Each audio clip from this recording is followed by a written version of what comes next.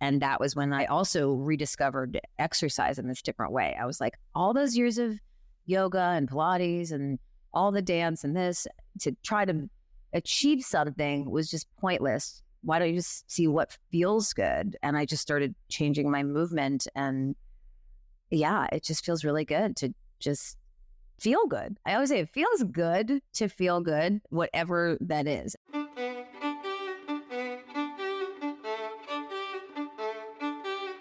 Hi, I'm Derek Mills. Welcome to the latest edition of our 30-minute interviews with GLOW teachers. Today we'll be sharing an interview with Amy Rosoff Davis. When life becomes demanding, it's easy to lose our way in a storm of daily tasks. Amy, a GLOW teacher, wellness coach, actor, mother, and entrepreneur, shares her thoughts about finding balance in the whirlwind of a busy life.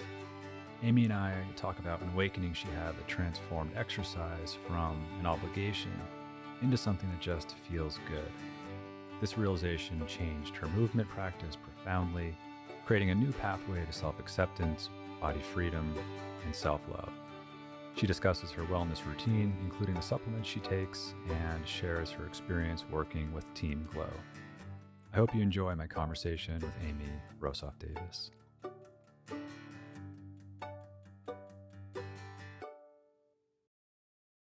Hello, Amy. It's so wonderful to be here with you. I'm grateful for this time together. I am too. Thank you so much, Derek, for having me. I took your most recent class on GLOW this morning. Okay. It was lovely. The title was Move and Meditate. And I appreciate how at the beginning, how you share your struggle with the thoughts coming and going during a meditation. And so often I hear people say, as I'm sure you do as well, that when they're just starting out, meditation to them means they have to be completely free of thoughts. And so invariably right away with that mindset or framing, they feel like they just suck at it.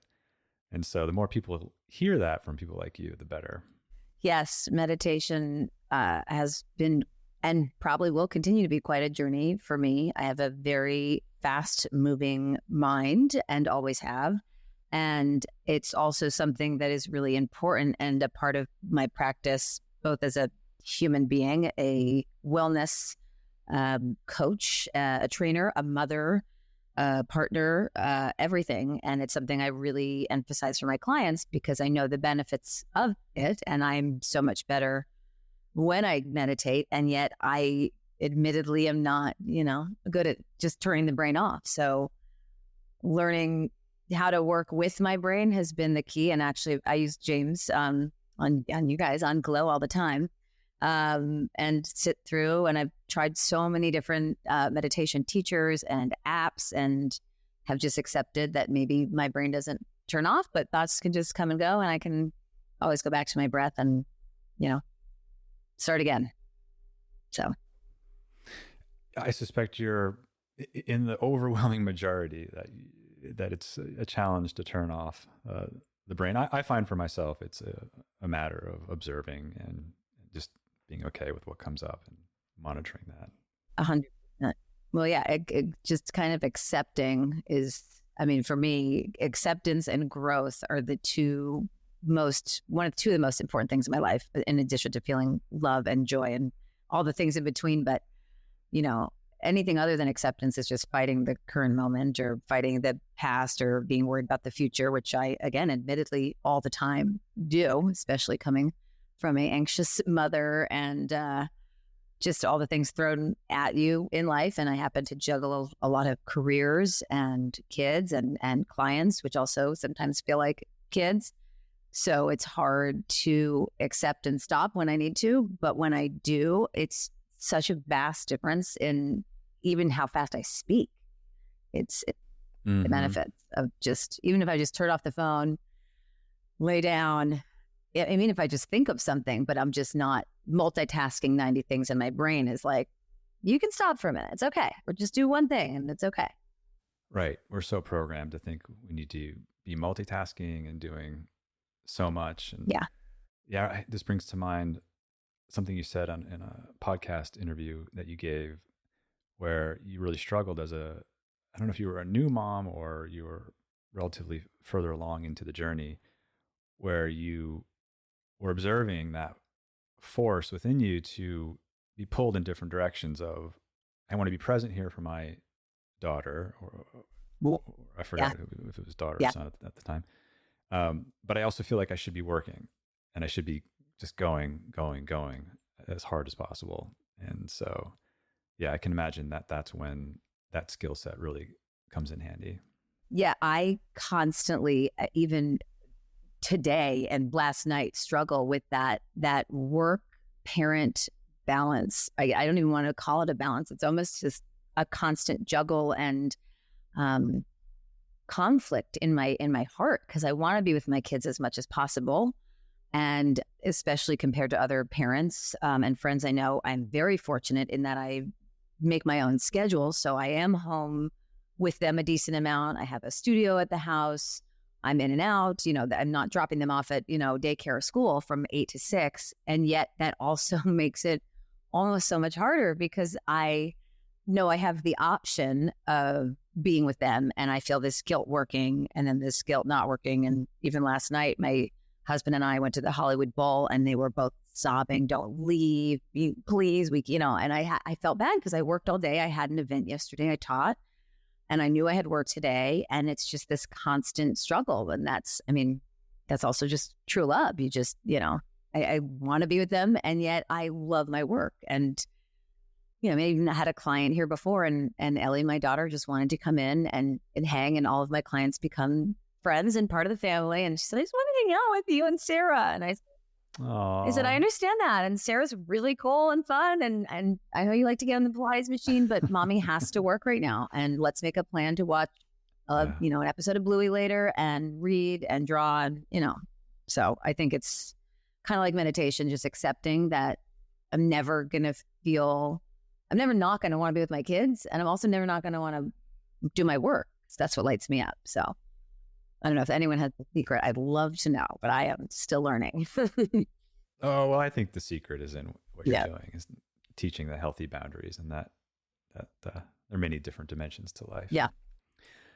I want to touch on a few things before we get onto the list of questions that we have.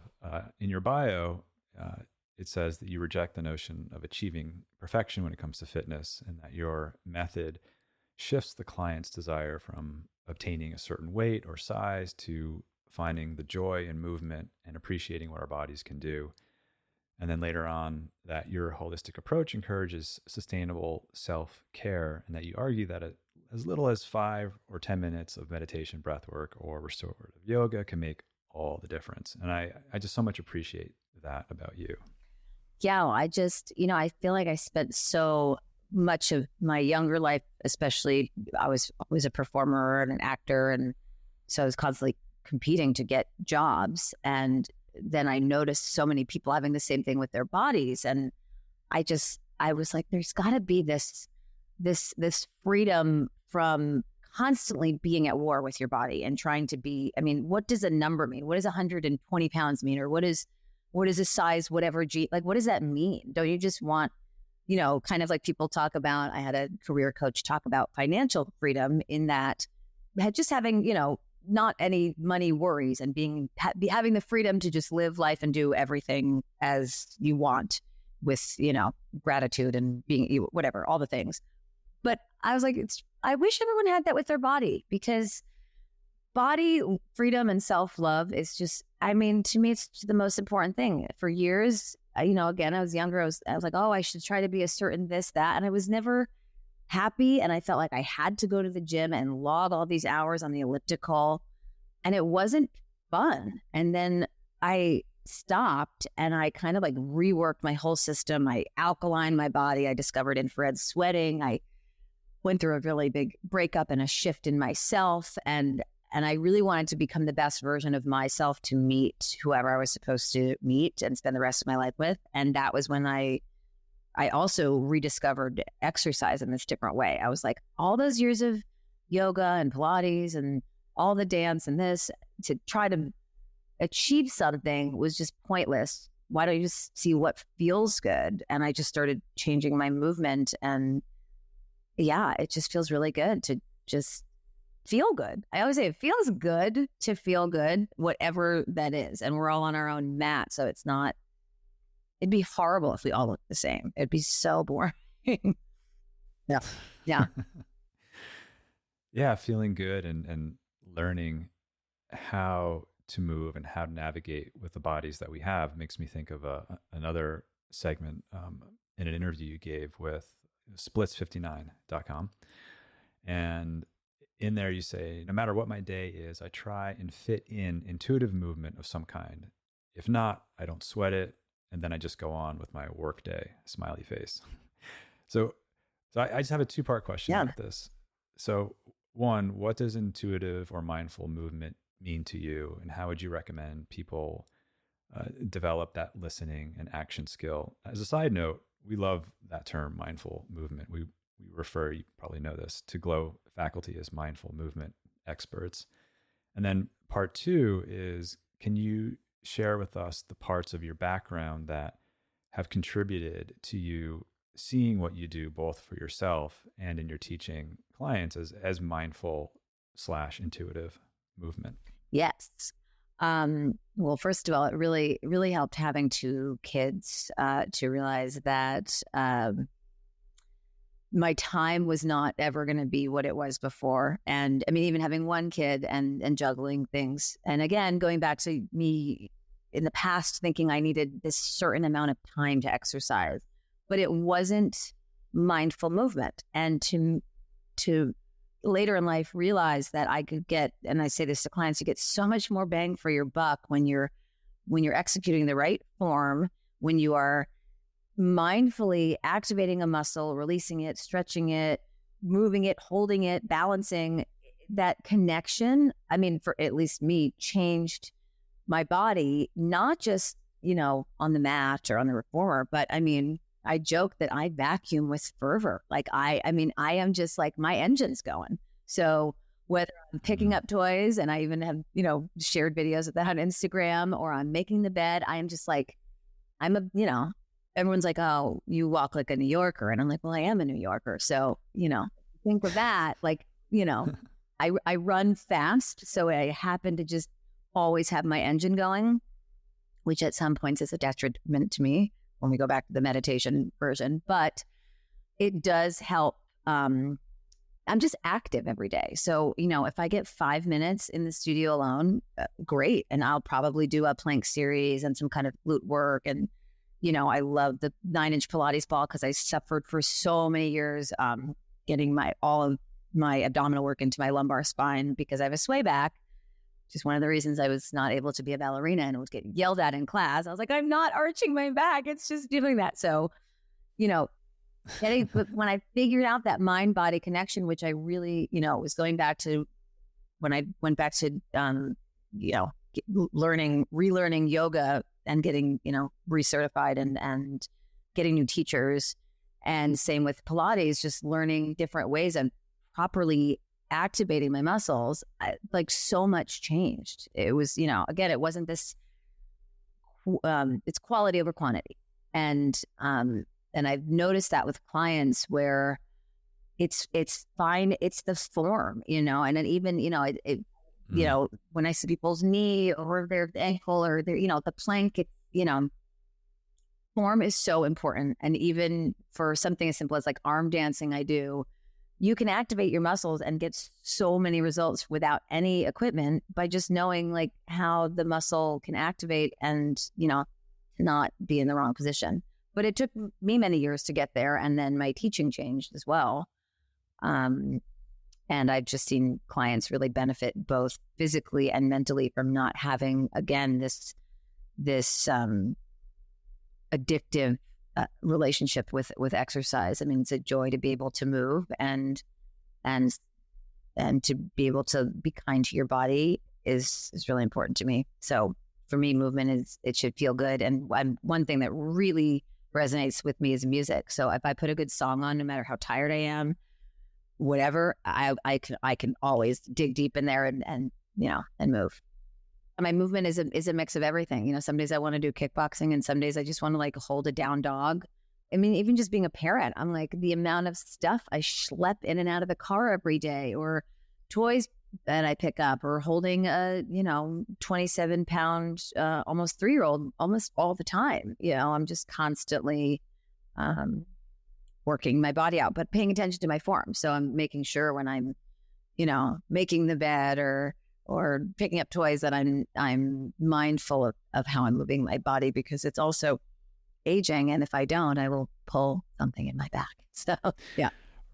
Right. Speaking of pulling a muscle in the back and pain, mindful movement for me was something that I did in an activity, not something that I incorporated into everything that I do, until 3 years of just debilitating back pain from herniated disc taught me that I needed to make some major changes. And yeah, now just doing the dishes or reaching down to pick something up or making the bed, it's like a fluid qigong, tai chi kind of movement with core engaged, and it's all an opportunity to make those movements more intentional. Yeah, and control. So, as much as it sucked, I'm grateful that I've had that experience. Yeah, no, because again, to go back, like, everything is growth and learning and changing. At least for me. And so to have that experience, and then you're like, oh, wow, first of all, I'm really grateful my body's not in pain. And second of all, I have to mindfully do this.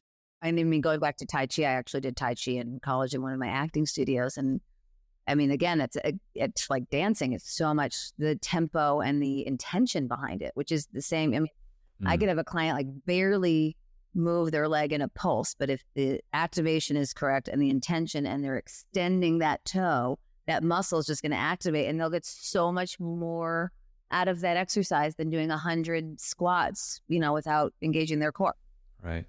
And it's so subtle. Mm-hmm. I don't even really lift weights that much. I feel like once I learned how to properly balance myself in a chaturanga, I was like, oh, it's actually like ergonomically fine, and I could stay here close to the ground for a while. But it took me a long time to get there. I was doing my chaturangas wrong for a very long time, and I was the jerk that was like, oh, I'm so flexible, I don't need any props. Same. And then I pulled something in my lower back in a heated yoga class and was out of commission for a while. This past year, actually, there was a series of classes that you may have noticed I wasn't doing as much. I was in pain for a long while. I had a pinched nerve. Oh, sorry. I did a bird of paradise without really having done it in a while, but I was showing off. It was my ego. And so, yeah, but I'm glad I learned that. That gets me in trouble as well. Yeah, blocks are my friend. I love blocks. Love blocks. I use them for everything. I've now developed many different ways to exercise using blocks, even using it like a Stairmaster or step aerobics, like jazzercise classes. So the class that I took with you this morning, you use the blocks well, and the way you use them is how I like to use them, which is I cool. love blocks. Speaking of Glow, our team. Yeah, speaking of Glow, first of all, I'm so excited and grateful that you're teaching on Glow now. It's amazing. Thank you. Our team behind the scenes highly values the time that they get to spend with you, Glow teachers, our mindful movement experts. Mm-hmm. From onboarding with you to creating the relationship, prepping for classes, and so on. And so I asked them what they thought our members might like me to ask you. And so we have a list of questions here, which I've shared with you in advance.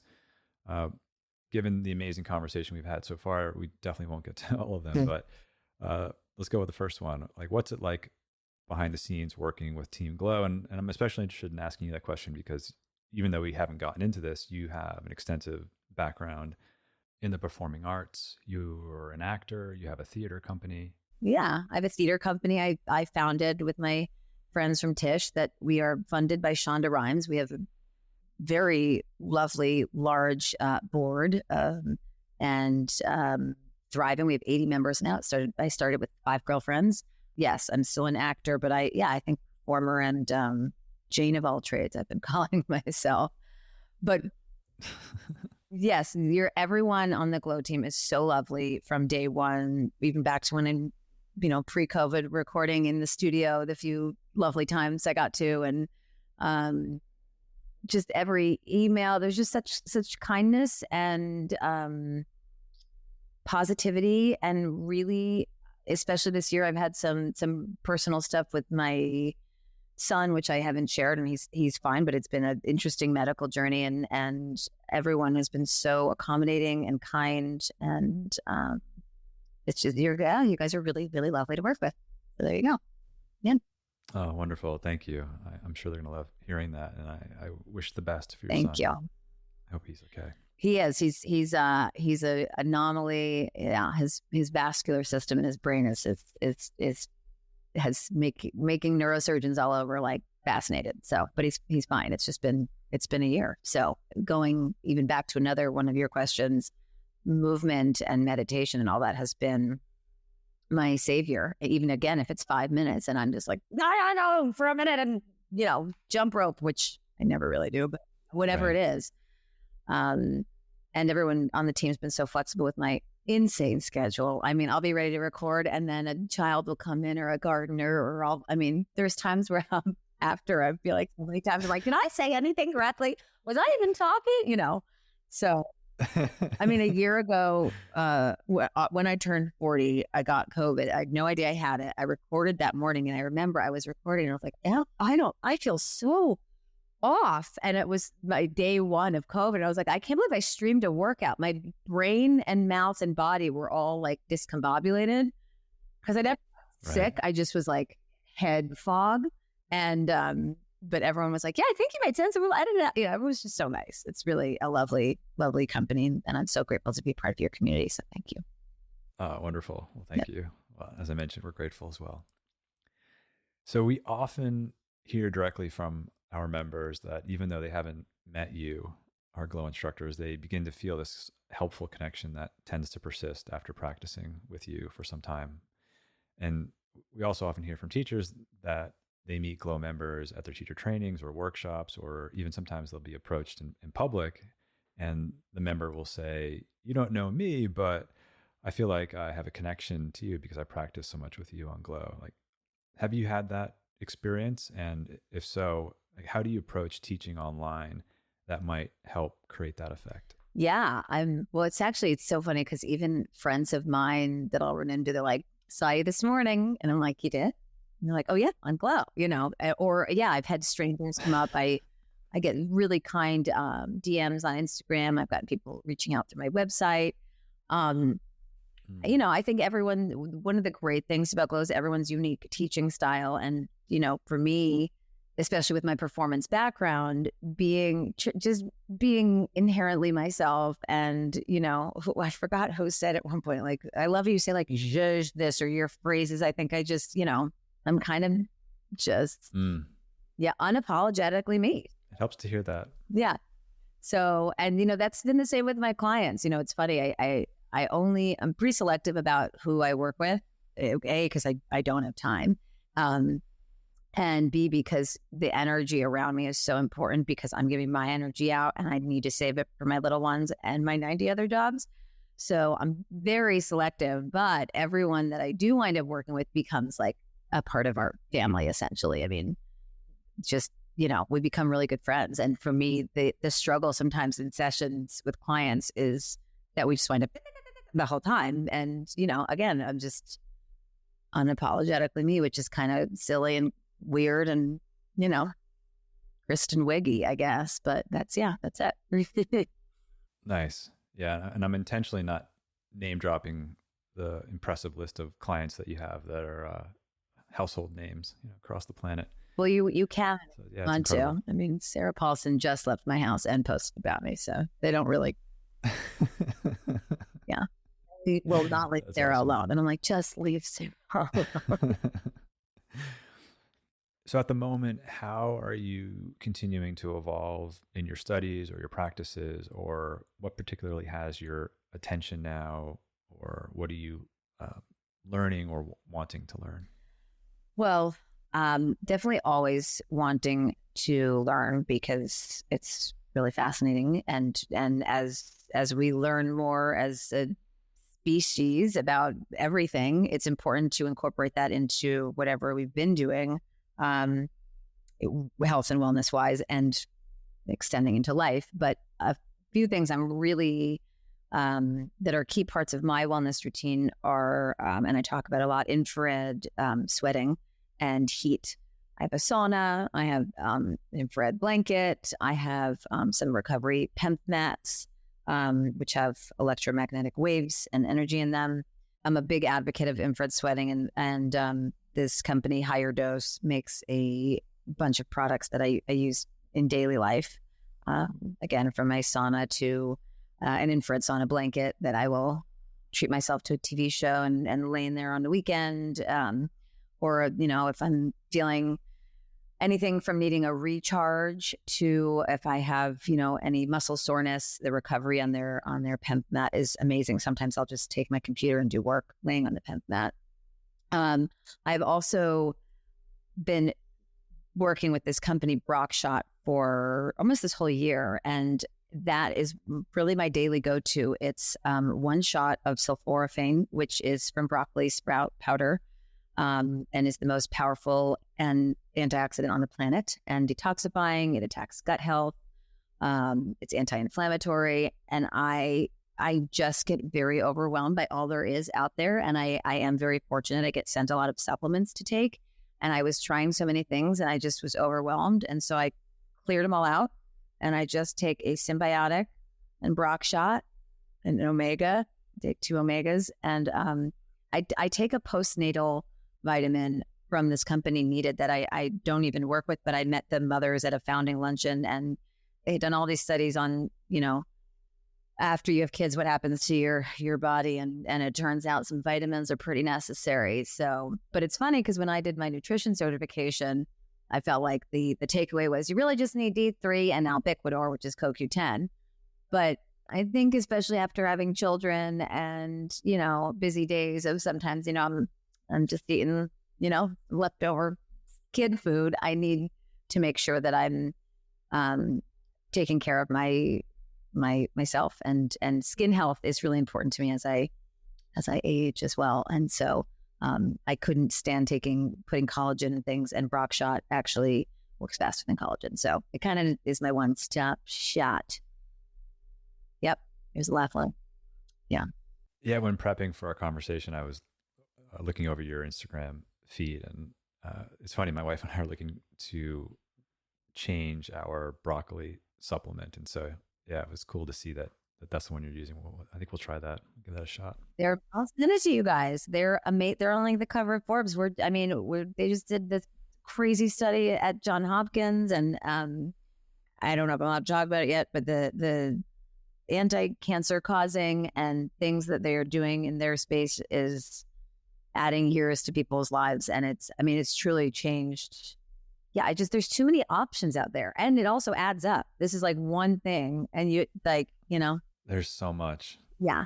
And you need good quality. Right. Especially if you're tuning into what some people are saying in the health lifespan space. Like there's a lot that's happening that's definitely worth taking a look at. Yeah. But it goes the same for our planet. There's a lot happening, and any minute, who knows? So that's why I'm like, just do your best. Yeah, exactly. Yeah. So where can people find you, and do you have anything upcoming online or out in real life? Yeah. People can find me on my Instagram, which is my name, at Amy Rosoff Davis, 1S, 2F. And on my website, which is amyrosoffdavis.com. I just did an event yesterday, actually, with Splits, my favorite workout brand, athleisure clothing. And I have some other possible events coming up with them, but they're not quite announced yet, but they will be at some point. And I am planning and hoping to continue working with a few hotels I've worked with in the past, and go back and travel and hopefully have a retreat in the fall. So updates will come on my Instagram for that. But there's a couple properties I've been working with and trying to plan some retreats with. But, getting back to travel and all that post-COVID has been an interesting time. So you can always find me on Glow, and you can find me on my Instagram, and possibly if you run into me on the street, me. Wonderful. Well, we'll try to find those links ourselves. If some come up in the near future, we'll send those to us, and we'll post them in the show notes. Well, thank you, Amy. Thank you. I've really enjoyed the time with you. And I've said this before, but So psyched you're on Glow, and I'm enjoying taking your classes. Thank you. Thank you. I am too. I'm very grateful to be in the family. So thank you. Thank you to our entire team behind the scenes at Glow. I'm so grateful for your care and commitment to serving our members around the world. Thank you to our teachers for so beautifully sharing your gifts and talents. I'm also grateful to our lovely community of Glow members. You've supported us since 2008, and because of you, we get to continue to do the work we love. It's the combined support of our team, our teachers, and our community that grants me the privilege to continue to bring you the Glow podcast. Thank you to Lee Schneider at Red Cub Agency for production support, and the beautiful music you're hearing now is by Carrie Rodriguez and her husband Luke Jacobs. And remember, take care of yourself because our world needs you. Thank you for coming on this journey with me. You can find the Glow podcast on Spotify, Apple Podcasts, or glo.com/podcast, or wherever you listen to your podcasts. I'm Derek Mills.